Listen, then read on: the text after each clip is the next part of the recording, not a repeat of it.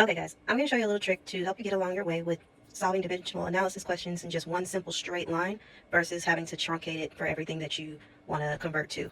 So first thing is first, you notice that it's asking us to take it from grams per liter to micrograms per milliliter. What you need to realize before you start anything is the conversions and how they go. So 1 liter is actually equal to 1,000 milliliters, and 1 milliliter is equal to 1,000 microliters, and 1 microliter is equal to, yeah, you guessed it, 1,000 nanoliters.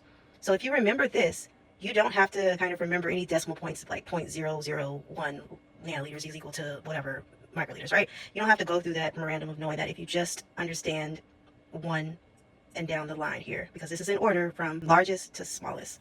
So this is the volumes, masses, or then I'm going to start with the one that is the smallest in my problem here, micrograms. Then I can move to milligrams, and then I can move to grams. Okay, so off top here, I start with my 5 grams per liter.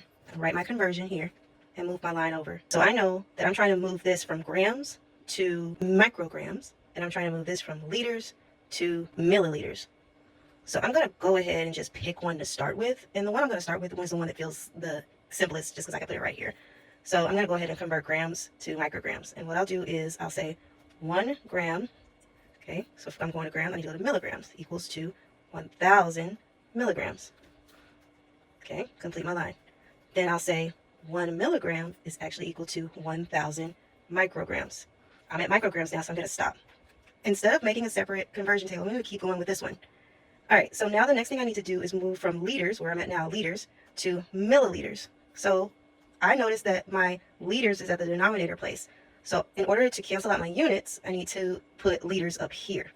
And I know that 1 liter is equal to 1,000, and what's the next step? Liters to milliliters, 1,000 milliliters. And I can stop there. Why? Because I needed to get to milliliters and I'm already there. Let's just check our units. Remember, the units need to cancel out on a diagonal from top to bottom. So I've got grams here, and I've got grams here. I've got milligrams here, and I've got milligrams here. Okay, I'm left with micrograms, which is what I wanted. Check. I've got liters here, and it needs to be at the top, anywhere on the top. And it is liters here. So I can cancel out my liters now.